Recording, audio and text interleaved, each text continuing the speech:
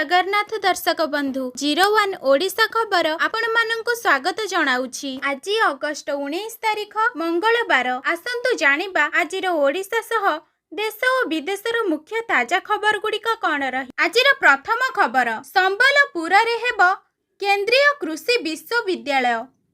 आज लोकसभा भवन रे उप मुख्यमंत्री तथा कृषि और कृषक सशक्तिकरण शक्ति मंत्री कनक वर्धन सिंहदेव अध्यक्षतार केंद्रीय कृषि विश्वविद्यालय प्रस्ताव संबंधी एक बैठक अनुष्ठित होइथिला।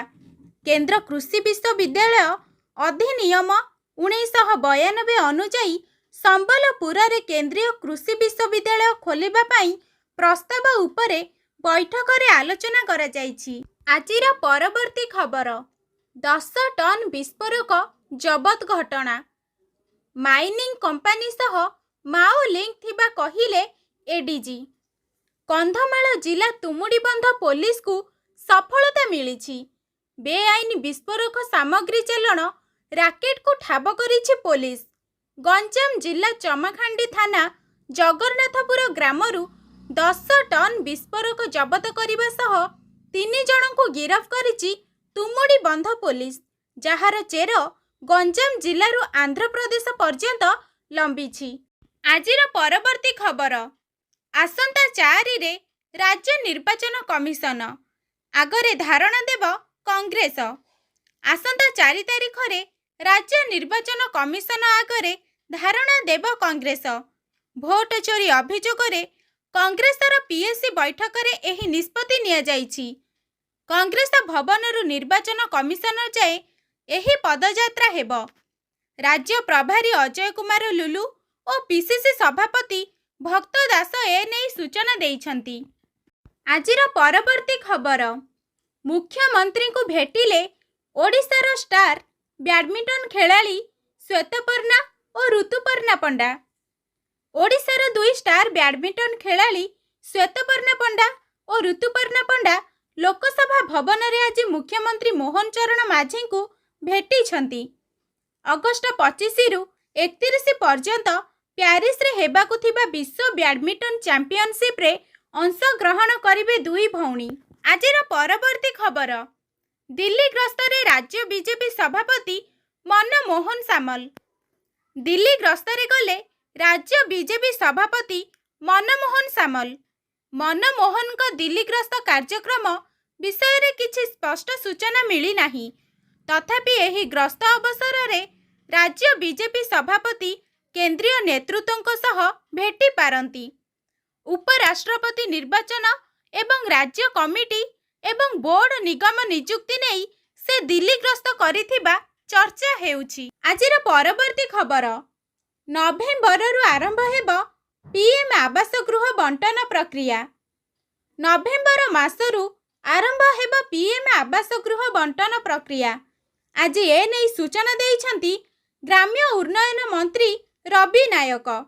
से कहिछंती घर नथिबा लोकंकु राज्य सरकार अंत्योदय योजना रे पक्का घर जोगाई देबे सरकार।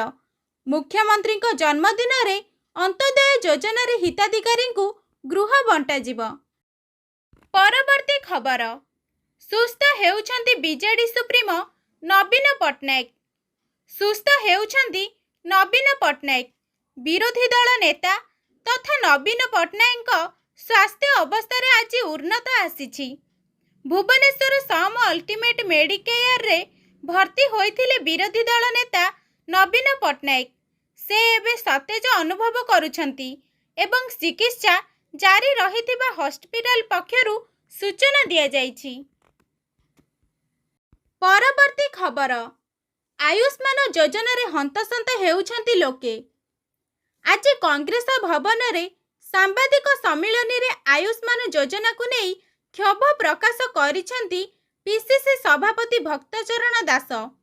से कहिछंती ओडिशा रे बीजेपी शासन को आसीबा परे अन्य राज्य मानक परी आम राज्य को मध्य आयुष्मान योजना रे शामिल होइछि।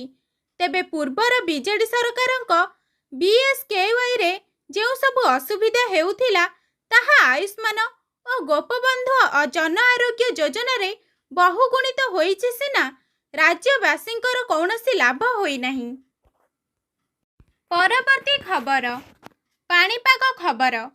3ଟି ଜିଲ୍ଲାରେ ପ୍ରବଳରୁ ଅତି ପ୍ରବଳ ବର୍ଷା। ଗତକାଲି ସୃଷ୍ଟି ହୋଇଥିବା ଲଘୁଚାପ ଅଧିକ ଘନୀଭୂତ ହୋଇ ଲଘୁଚାପରେ ପରିଣତ ହୋଇଛି। ପଶ୍ଚିମ କେନ୍ଦ୍ରୀୟ ଓ ତତ୍ସଂଲଗ୍ନ ଉତ୍ତର ପଶ୍ଚିମ ବଙ୍ଗୋପସାଗର ଏବଂ ଉତ୍ତର ଆନ୍ଧ୍ରପ୍ରଦେଶ ଓ ଦକ୍ଷିଣ ଓଡ଼ିଶା ଉପକୂଳରେ ସକ୍ରିୟ ରହିଛି।